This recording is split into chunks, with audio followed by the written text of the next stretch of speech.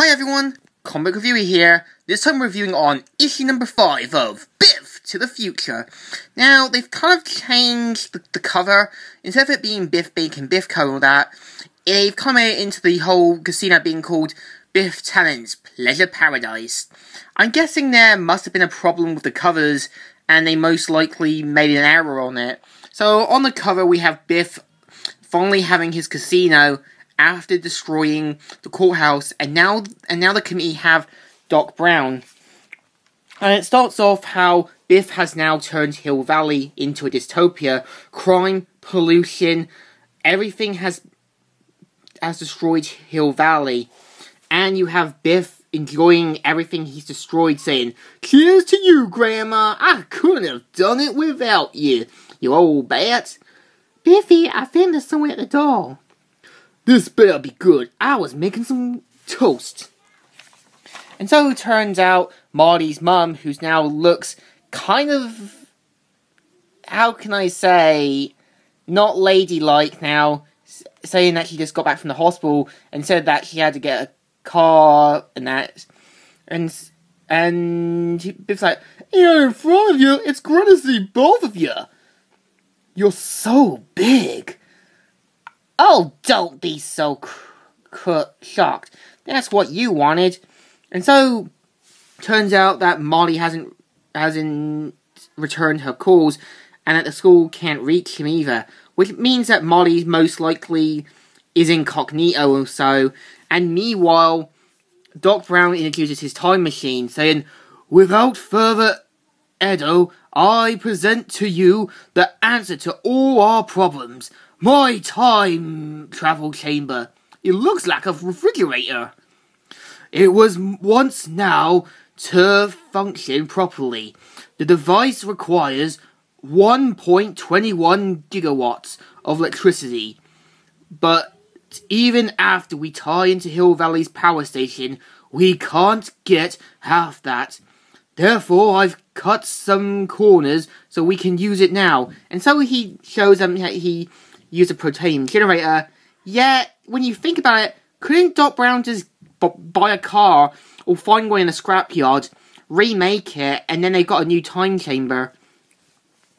And so they point out how this is going to be their one chance to stop Biff Tannen. And so Strickland decides to go into 1946 when Biff was a child, insulting children and so on, and he thinks he remembers it perfectly. But Doc is like, "Are you certain? Human memory is miraculously unreliable, and time travel is exact science. Even the slightest vulnerable is off it could." And you think about it, Doc's got a point. It's kind of like you remember it, but you remember it differently. And Strickland really believes that he can go back in time and stop something.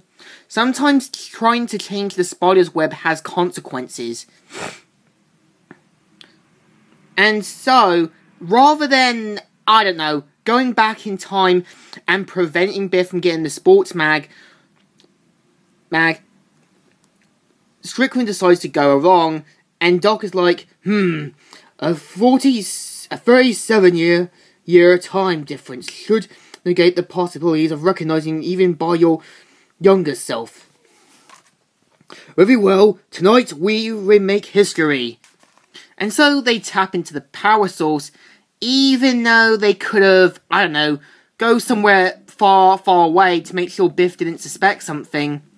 And they send Strickland in, and they manage to take the time travel, and Biff slowly starts to suspect something, saying, "What butthead over there can tell me why my casinos don't have any electricity?" And so Strickland makes it, saying, "It worked. It really worked. The tower is functional." "Hey, old man, get out of the road!"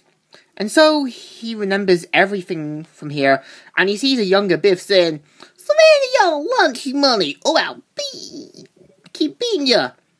Why don't you pick on someone your own size?" And so even younger Biff is just as worse, saying, "Hey, McFly, your shoe's untied."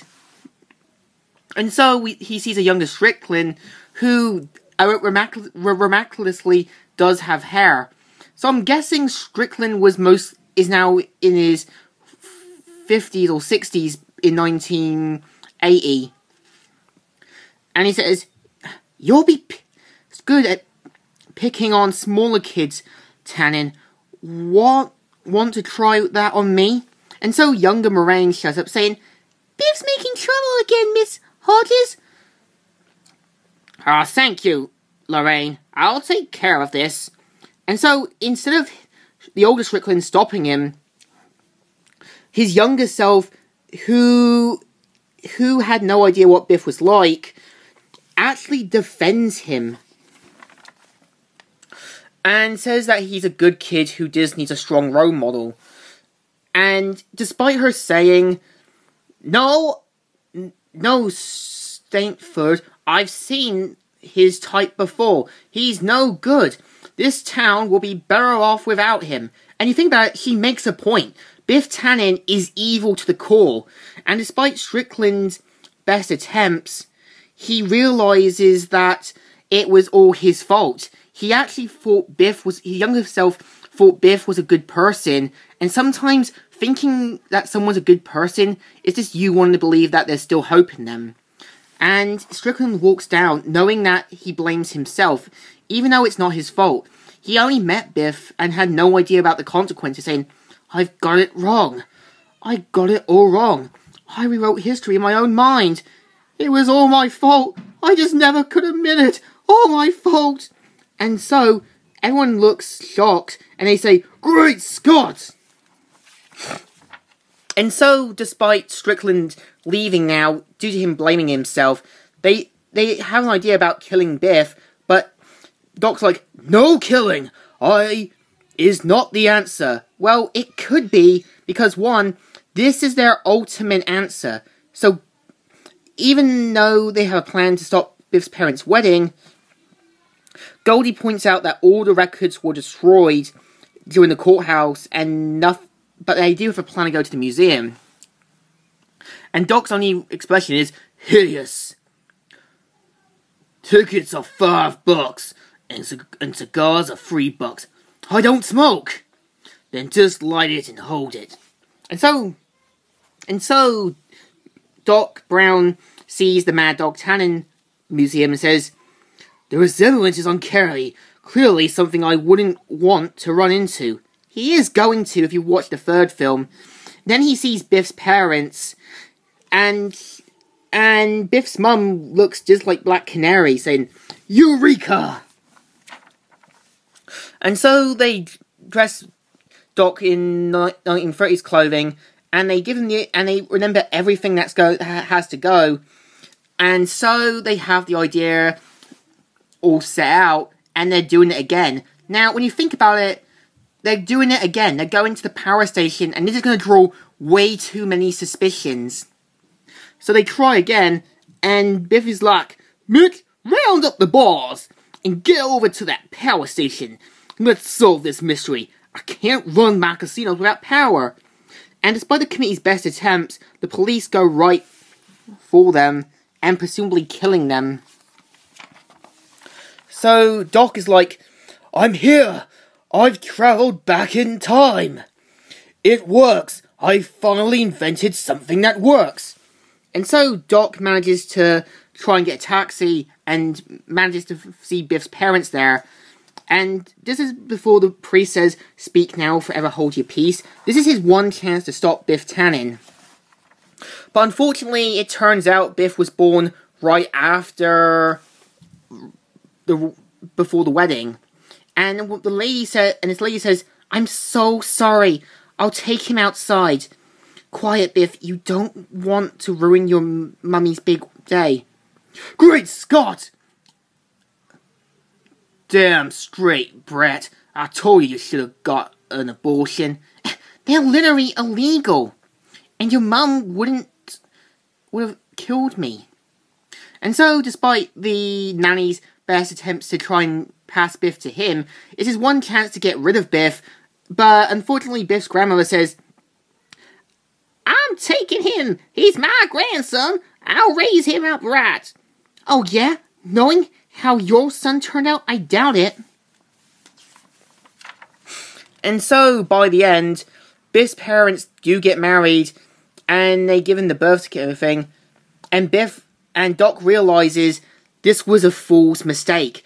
They had a good opportunity to kill Biff, or find the sports mag in the past and destroy it. This was all a fool's errand. And you think Doc would probably think, maybe we could destroy the sports mag, maybe we could, I don't know, kill Biff. Because one, actions have consequences. And in the end, Doc makes it out saying, Great Scott! And Biff wants to know what about the time machine. It's like, none of your business. I guess you ain't heard in this town. Everything's my business. And if you won't talk willingly, well, there's always a way.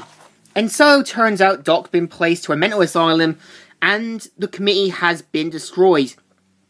So, that's the story. And the next issue is the final one, where hopefully things will be put back to normal. And so, that's the story.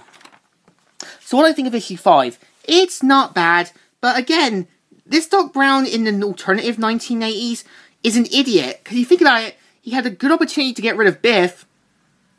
I mean, and he pretty much passes it up. So, what do I think of the issue?